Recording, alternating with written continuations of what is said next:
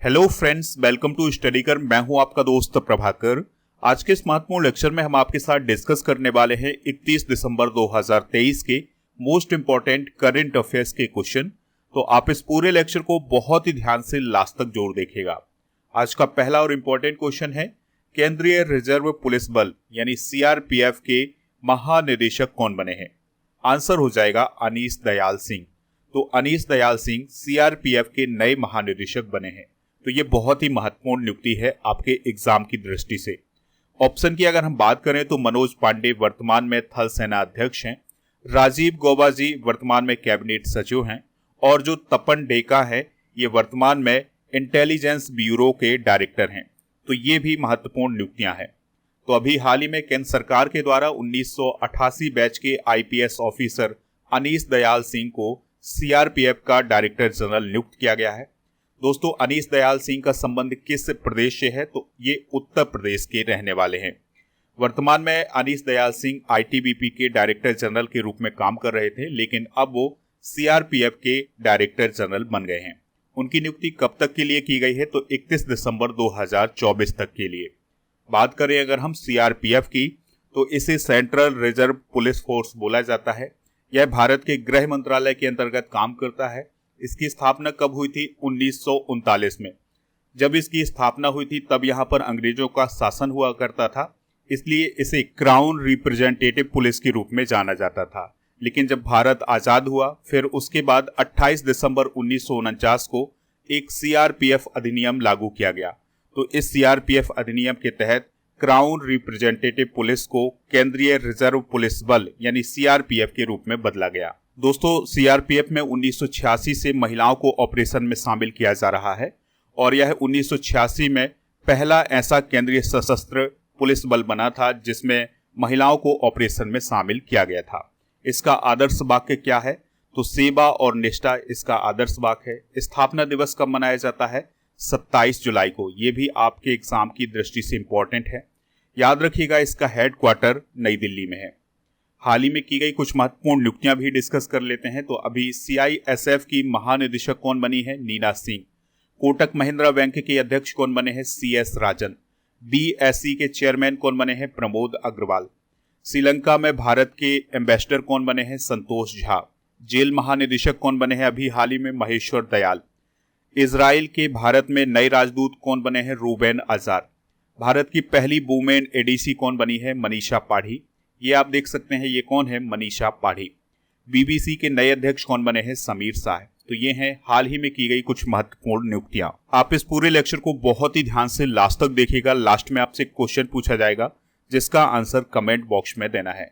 अगर आप चैनल पर पहली बार आए हैं तो सब्सक्राइब कर लें, बेल आइकन भी दबा लें, जिससे आपको समय पर सबसे पहले नोटिफिकेशन मिल सकेगा। आप हमारे टेलीग्राम चैनल को ज्वाइन कर लीजिएगा। आपको टेलीग्राम पर जाना है, स्टडी कर ऑफिशियल सर्च करना है तो हमारा चैनल मिल जाएगा। इस चैनल को ज्वाइन कर लेना है तो आपको पीडीएफ भी मिल जाएगा। इसके अलावा आप हमारा ऐप भी डाउनलोड कर सकते हैं। ऐप का लिंक डिस्क्रिप्शन बॉक्स में दिया गया है।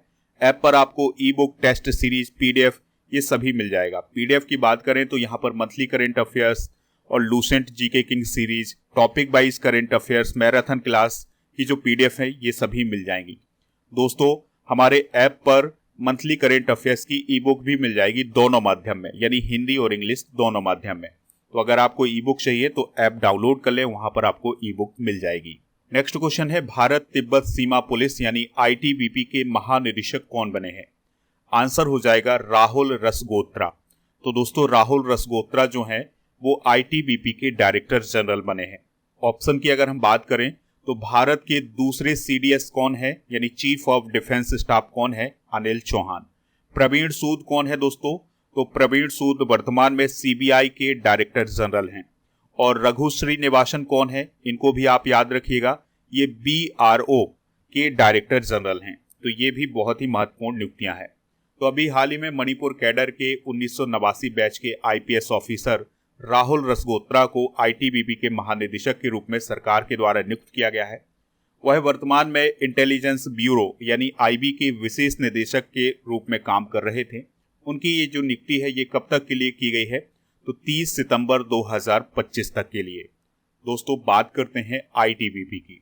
तो आईटीबीपी की जो स्थापना है ये 24 अक्टूबर 1962 को हुई थी।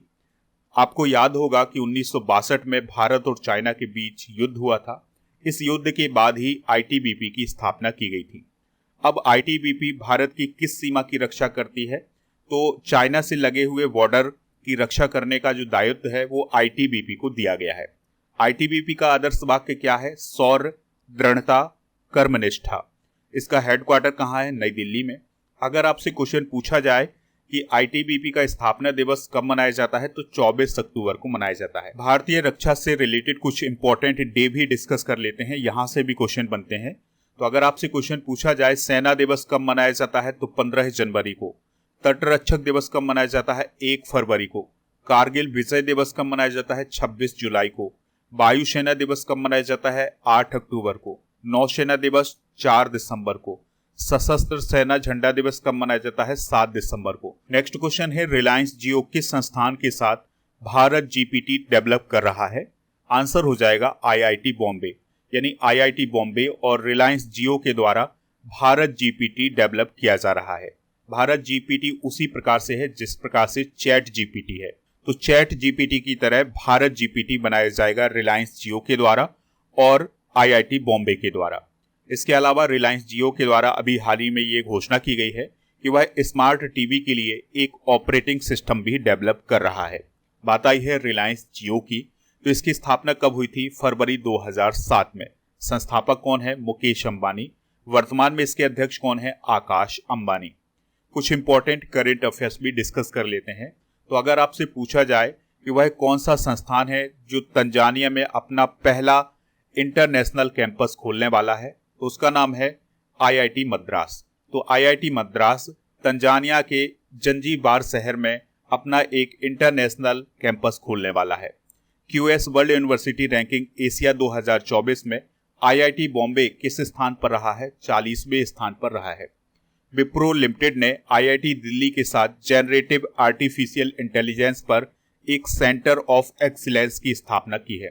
दोस्तों, आईआईटी दिल्ली कहां पर अपना कैंपस खोलने जा रहा है? तो अबू धाबी में, जो कि यूएई में है। और दोस्तों याद रखिएगा, NIRF 2023 अभी कुछ समय पहले जारी किया गया था, उसमें आईआईटी मद्रास लगातार 5वें साल टॉप पर रहा है। नेक्स्ट क्वेश्चन है, भारतीय वन्यजीव संरक्षण सोसाइटी के अनुसार 2023 में कितने बाघों की मौत हुई है? आंसर हो जाएगा 204। तो देखिए दोस्तों, अभी हाल ही में भारतीय वन्यजीव संरक्षण सोसाइटी के द्वारा कुछ आंकड़े पेश किए गए हैं। तो इन आंकड़ों के अनुसार 2023 में 204 टाइगर की मौत हुई है। तो इन आंकड़ों को डिस्कस कर लेते हैं। तो सबसे ज्यादा मौतें कहां पर हुई हैं? महाराष्ट्र में। कितनी मौतें हुई हैं? 52। इसके बाद मध्य प्रदेश में 45 मौतें हुई हैं बाघों की। उत्तराखंड में 26 बाघों की मौत दर्ज की गई है।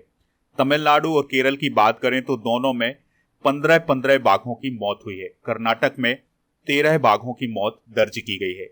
तो ये कुछ आंकड़ा अभी हाल ही में पेश किया गया है। बाघ की बात आई है तो बाघों से रिलेटेड कुछ इंपॉर्टेंट पॉइंट डिस्कस कर लेते हैं। देखिए दोस्तों, इस साल यानी 2023 में बाघ गणना 2022 को जारी किया गया है। तो इस बाघ गणना 2022 के अनुसार सबसे अधिक बाघ किस प्रदेश में है? मध्य प्रदेश में। कितने हैं? 785। इस प्रकार से भारत का टाइगर स्टेट कौन बना है? मध्य प्रदेश बना है। अगर आपसे क्वेश्चन पूछा जाए अंतरराष्ट्रीय बाघ दिवस कब मनाया जाता है, तो 29 जुलाई को मनाया जाता है। देखिए 2018 में जो गणना हुई थी और फिर 2022 में जो गणना हुई है, उसमें 715 बाघों की बढ़ोतरी हुई है, यानी 24% की बढ़ोतरी हुई है। अगर हम बात करें मध्य प्रदेश की, तो मध्य प्रदेश में 2022 में 785 बाघ थे, जबकि 2018 की गणना के अनुसार 526 बाघ थे। कर्नाटका में 563 बाघ हैं वर्तमान में और 2018 में 524 बाघ थे। उत्तराखंड की बात करें तो उत्तराखंड में 560 बाघ हैं वर्तमान में और 2018 में 442 बाघ थे। महाराष्ट्र की बात करें तो वर्तमान में 444 टाइगर हैं और 2018 में 312 टाइगर थे। तमिलनाडु में 306 टाइगर वर्तमान में हैं और 2018 में 264 टाइगर थे। दोस्तों, हम जान लेते हैं कि हमारे देश में टाइगर किस प्रकार से बढ़े हैं, यानी टाइगर की संख्या में किस प्रकार से बढ़ोतरी हुई है। अगर हम 2006 के आंकड़ों की बात करें तो भारत में 1411 टाइगर थे।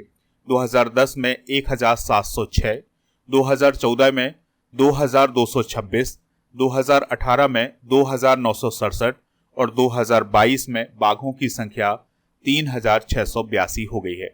तो अगर आपसे क्वेश्चन पूछा जाए 2022 की जो गणना की गई थी टाइगरों की, तो उसमें कितने टाइगर थे? 3682। नेक्स्ट क्वेश्चन है, भारत सरकार, असम सरकार और किस संगठन के बीच एक शांति समझौता हुआ है? आंसर हो जाएगा United Liberation Front of Assam.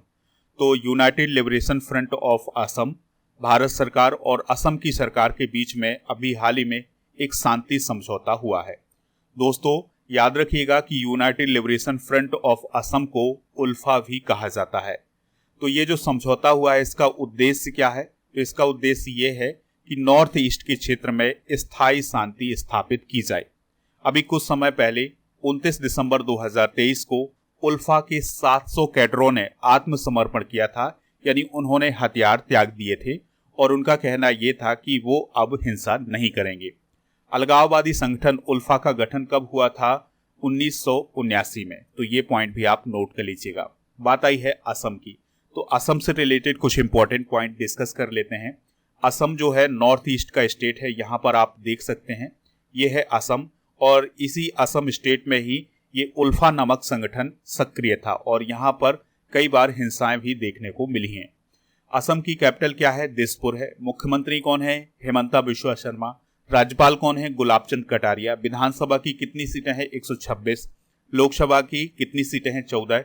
Rajya Sabha की कितनी सीटें हैं? 7। यहाँ का राजकीय पशु क्या है? भारतीय गैंडा। नेक्स्ट क्वेश्चन है, 12वीं दिव्य कला मेला 2023 का आयोजन कहाँ शुरू हुआ है? आंसर हो जाएगा सूरत में।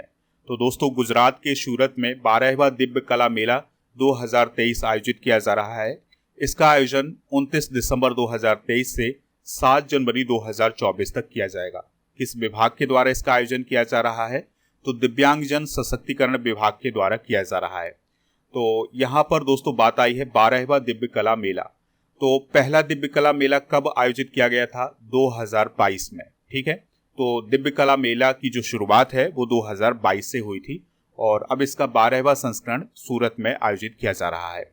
दोस्तों यह दिव्यांगजनों के आर्थिक सशक्तिकरण की दिशा में एक बहुत ही महत्वपूर्ण पहल मानी जाती है और ये जो दिव्य कला मेला आयोजित किया जाता है इसमें दिव्यांग कारीगर शामिल होते हैं। तो उनके जो प्रोडक्ट होते हैं उनको यहाँ पर बेचा जाता है और ये अपनी कला का प्रदर्शन, अपने कौशल का प्रदर्शन यहाँ पर करते हैं, जिससे दिव्यांग लोग आर्थिक रूप से सशक्त होते हैं।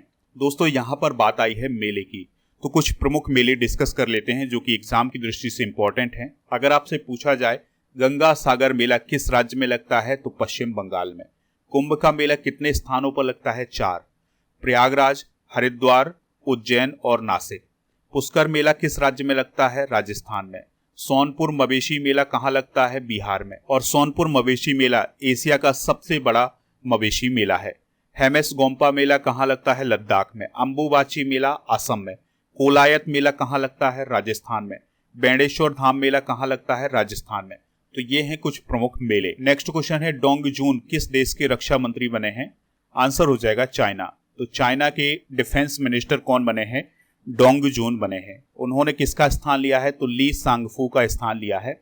ली सांगफू 4 महीने से लापता हैं, यानी गायब हैं। इसके बाद नए डिफेंस मिनिस्टर की नियुक्ति की गई है। तो अब डोंग जून जो है वो चाइना के नए डिफेंस मिनिस्टर बने हैं और वह पूर्व नौसेना प्रमुख भी हैं चाइना के। ली सांगफू पहले चीनी रक्षा मंत्री थे जिन्हें अमेरिकी प्रतिबंध सूची में रखा गया था।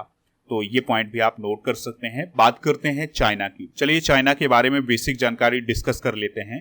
तो चाइना की कैपिटल क्या है? बीजिंग। शहरी आबादी के हिसाब से चाइना का सबसे बड़ा शहर कौन है? संघाई। राष्ट्रपति कौन है? Xi Jinping.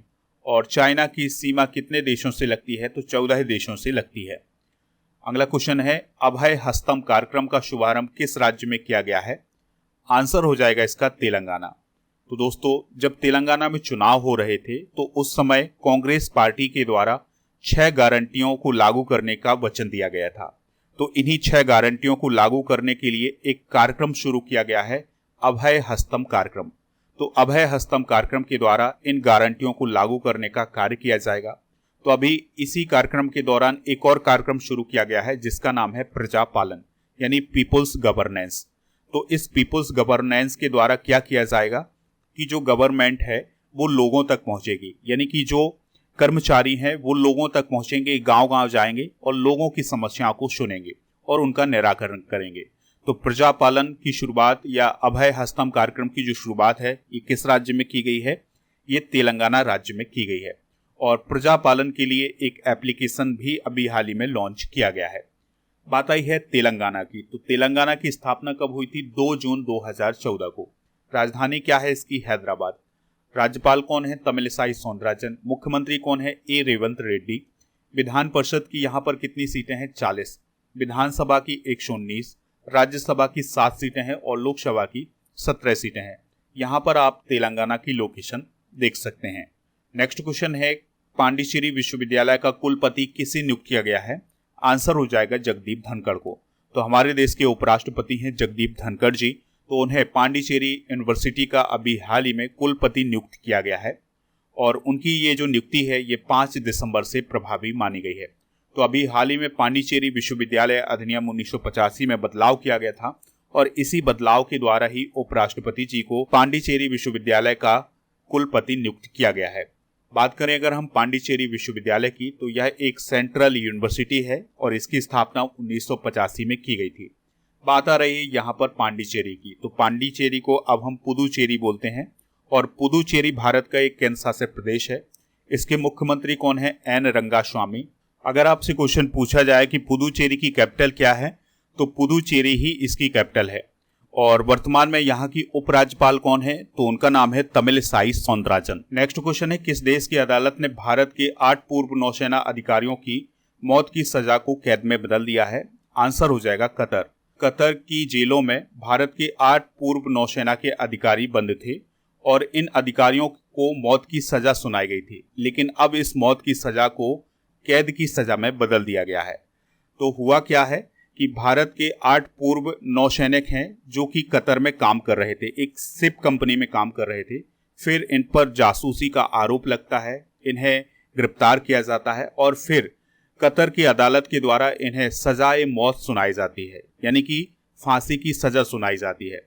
और फिर इसके बाद भारत सरकार इसमें इन्वॉल्व होती है। भारत सरकार की कूटनीति के कारण इनकी मौत की सजा को कैद में बदला गया है। तो ये घटनाक्रम हुआ है अभी हाल ही में। दोस्तों, कतर के बारे में कुछ इंपॉर्टेंट पॉइंट डिस्कस कर लेते हैं। तो कैपिटल क्या है यहाँ की? दोहा। यहाँ के अमीर को आप राष्ट्रपति समझ सकते हैं या राजा समझ सकते हैं। तो यहाँ के अमीर हैं शेख तमीम बिन हमद अल थानी।